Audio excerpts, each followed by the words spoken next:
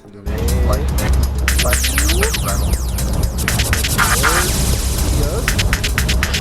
When you get on into the center of Los Angeles and you're using a larger electronic device such as a laptop computer, please note that these devices are going to be stored in an overhead bin or underneath the seat of the driver.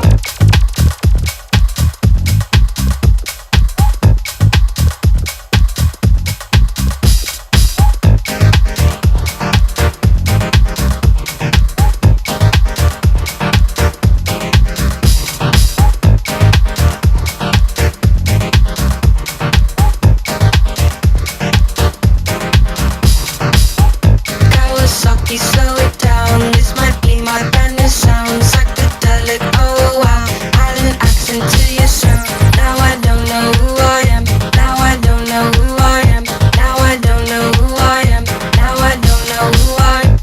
Who cares about the party? I came to see the band play. Who cares about the party? I came to see the band play.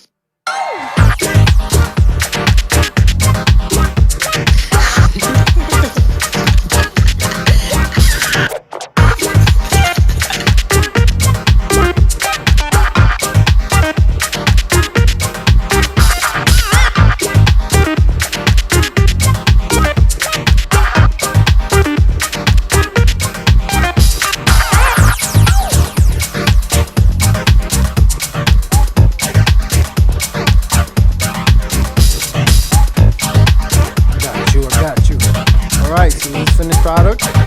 Lit. And we film everything. Photographer right here, we document everything. It's lit. Take out the other artists. And we're gonna talk about now. It's lit. Yeah. Questions about the art or decisions that were made, or want to talk to an artist even individually, because it's a pretty small group, that would be okay too. But let's have the artist explain what part you did. Okay. I'm Amanda Blacknick. I did the little orbs here with the purple background. That's what I did. I'm Sejal. I did the vases with the flowers. Raining. My name is Darren Nunez. I did the square boxes, and the meaning of that is just colors representing feelings and emotions, and how it bounces back to you as a person, how you feel about it. Like sometimes you could feel yellow, sometimes you could feel blue, but it's just all different moods and how it relates to the environment. It was a work around the artist, so sometimes they had to like let me do my own thing or like kind of give me my space, because it was coming together to work something out. But that's the art. Thank you. My name is Sean. I did the two protective deities here. To me, my intention for these guys was that these are, like I said, protective deities, so there's some kind of interdimensional being that is protecting the space and sending positive vibrations, creative energy out. So, and I definitely am directly referencing some Eastern Buddhist art traditions with their posture, meditation. The hand gestures are mudras and have different meanings. Again, they're all like positive or protective. Definitely the eyes. There's a third eye in Buddhist art is a sign of like enlightenment and like waking up. And I added an additional 5, and it's the full spectrum of the rainbow. And my thinking of this is that this being sees all light. Like as humans, we have a limited range of vision, or like there's that saying like, oh, I don't see color. Like something. This guy's the opposite. He sees all the colors. He's all in. So yeah, that was my intention. Any other questions? Can you guys talk about your work? Well, I'm really interested in color and pattern. So I just try to have fun with it, and I guess I work intuitively. So when I'm doing a piece, it's more, I feel like if I'm fixing in terms of trying to balance out all the colors, so that I'll go For example, I might just start with the green in the vase and then balance it out throughout all the vases. So yeah, it's kind of encouraged to move throughout the piece. Like that's what I aim for. So you want to be interested in all of the work and not just like one single part of the work. Yeah. And then pattern they came in the vases themselves and in the flowers. And I just wanted to like the colors I chose was like brighten up the space and make it crisp. Very like really crisp lines. So, I originally submitted one of my little orbs that normally look like what I painted here, but I kind of wanted to use the checkerboard pattern as in something that like the whole community could really kind of recognize and do themselves, because I felt like with what my direction of work I'm doing now, like it's kind of how anybody could really get adapted to it and want to try it and do it and kind of be an artist, because I was under the assumption at the time that we'd be working with kids and stuff like that, so they would like want to help out. But this is something that I thought would be really fun and just kind of unifying the community and bringing us together and stuff like that. So, yeah.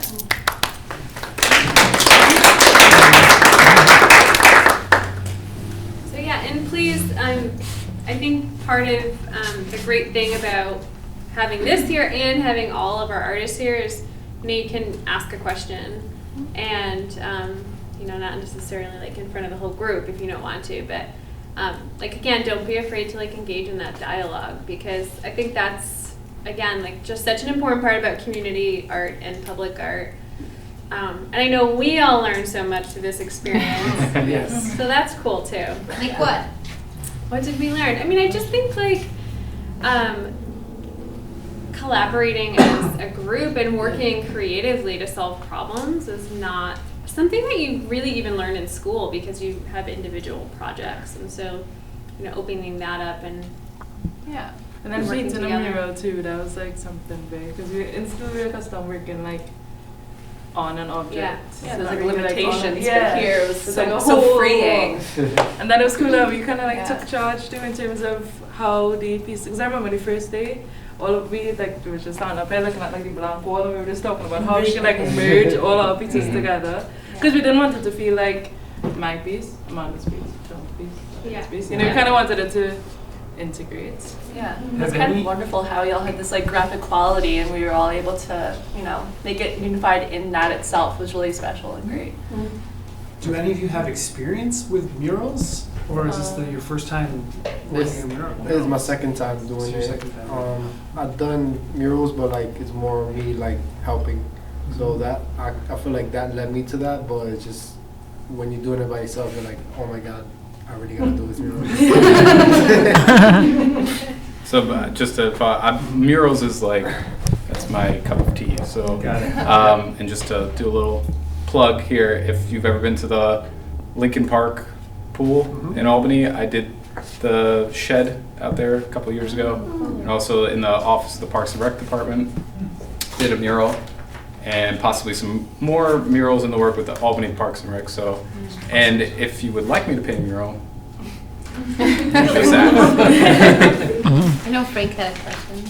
Yeah. Do you do, like you were saying, you do murals with people? Like the last one you've done was with Yeah, people? it's a good friend of mine. His name is King Lee, and he's from the Bronx. Basically, does mural through spray cans, but like his commission is like $4,000. But like it's just the way he works is so like in the large scale. So being in such a large scale, he always like needs help. And every time I pass by like him painting, he always asks me to like paint, because ever since I'm little, I seen him paint, and it's so amazing seeing him paint from like the 90s till now, and like he just keeps getting better and better. He's kind of like a urban legend in the Bronx, and it's been a pleasure to always work for him. Every summer he's always at it, and I'm always there, like kind of like a fan, like, oh my god, let me help.